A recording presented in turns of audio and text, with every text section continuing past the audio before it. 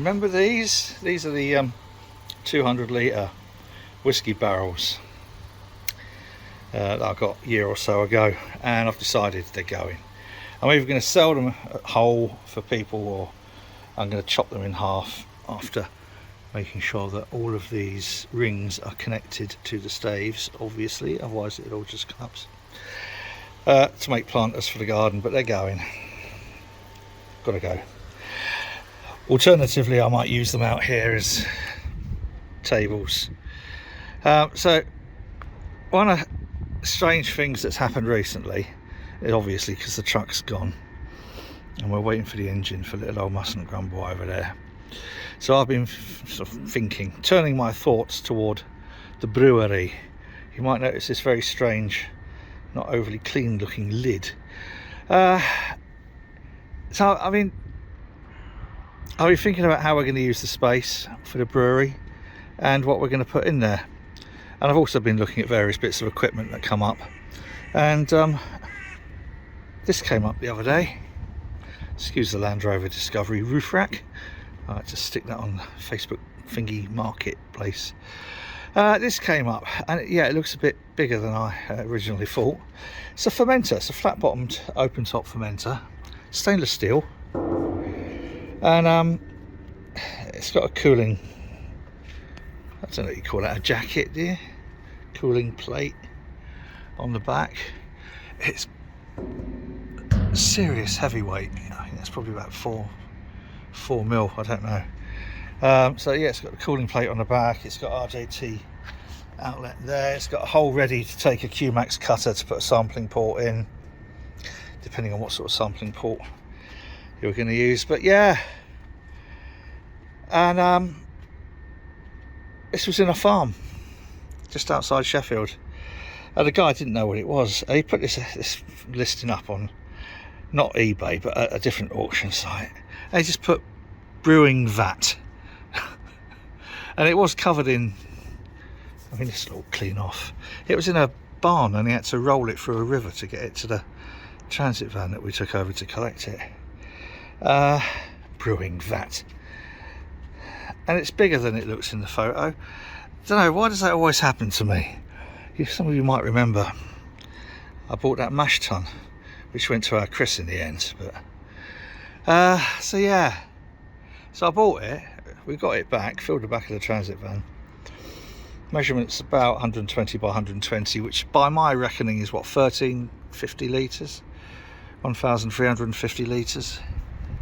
I think I can't even get. Yeah, you're getting to look in there before I could get up there. Yeah, 1350 litres, and I thought might make a good sort of like CLT or HLT, maybe more CLT, before I get to the stage of wanting to use something that size.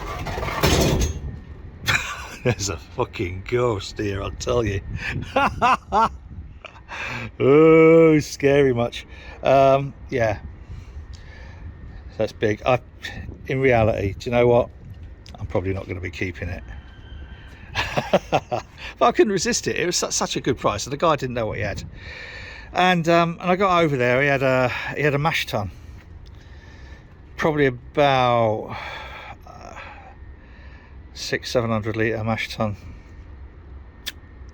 He didn't know what it was. He had that down as a brewing vat as well, but it's one of the is it Dave Porter kit PBC, and it was just lying on its side in a muddy field, so you'd have had to have stripped all the bits off and replaced all the insulation probably, and then sprayed it with Dettol and hit it with a wire brush and then reclad it and all that. So, but he hadn't got a clue, and I had to tell him it was a mash tun. He said, oh, it's got holes in the bottom.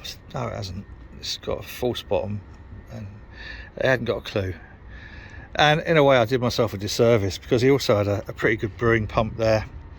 He had a plate chiller, which probably worth about 400 quid, but now of course, because he knows it's brewery equipment, he wants 650 for the plate chiller, and I just said no, sorry mate.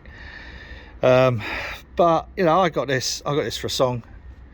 Shame I won't be using it, but what we're going to be doing, I think, oh, by the way, this little van that never dies, which I thought I was going to end up scrapping this year, it's just passed its MOT, just needed 2 tyres. Can't believe it. Nobody was more surprised than I. So yes, the brewery's going here, across here, and then down to there. I want to use that bit of fence as the back wall, and then I'll insulate it and seal it in. This side wall of the building will be the inside wall of the brewery. At the back there, I mean, a lot of people know this, will be a little cellar, hole going through the side into where the bar is on inside. But it's how to do it. It's finding someone that can just do the steel frame. We can do the rest. Who doesn't want a king's ransom for it? Anyone who's got any ideas, please let me know. By the way, someone asked me last time, what's that bit of red cross there? That's off the top of a 101 forward control ambulance, and it goes on the roof, or it did go on the roof. There you go, now you know as much as me. And that came off Grumble, and I've kept all the bits of Grumble that we originally stripped off, and I shall be using it in various places. So yeah, so that's the fermenter. It will be sold, I'm afraid. There's no way I'm going to use something that big, but I didn't realise it was that big when I bought it. But I got it for a right good price, so I'll make on it, which is good because this whole project is turning out to be quite expensive.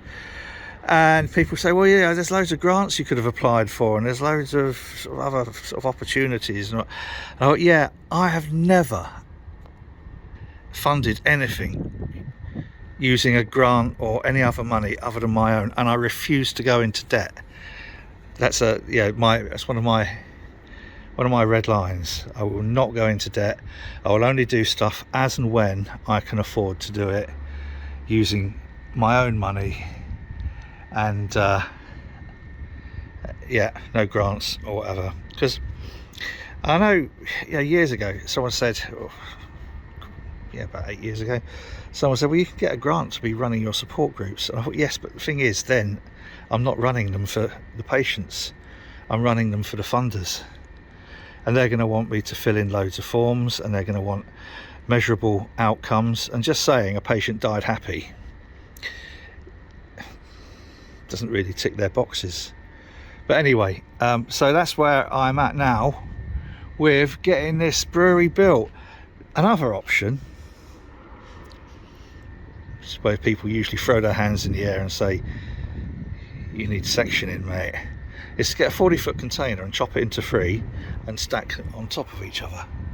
So then I'd have the basis of a tower brewery, and then get some way to strengthen it and clean the ends off and whatever, and then put a sort of like a trapdoor going up between. I don't know how feasible that is, but it is an option, because I can get a 40-foot container for a couple of grand, or about 2.5 grand for a single-use one that's come over from China, and then so essentially new. But this is, I'm stepping outside my comfort zone with this. But that's all right. I've stepped outside my comfort zone quite a lot over the years, quite a lot recently as well. So there we are. Anybody want a 1300 litre? It's not in anyone's way at the moment, but that's where we're at. Yeah, make a nice little. Make a thumbnail. Can I get to the? Don't know whether that'll make a thumbnail or not. Yeah, then I can put some words down here. There we are. That's just to bring you up to date a little bit with what's going on here at Martyn Towers. Right, usual thing, whatever you're doing, do it carefully, be good, take care, cheers.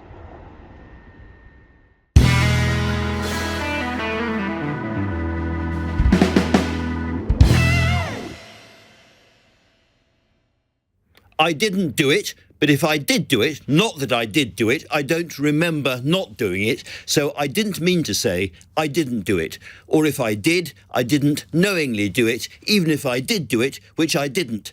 do it. Or it may have been the other way around. I can't recall. Doesn't matter. And anyway, you lot are all bent as corkscrews wrapped in 9-bob notes. Not entirely convincing.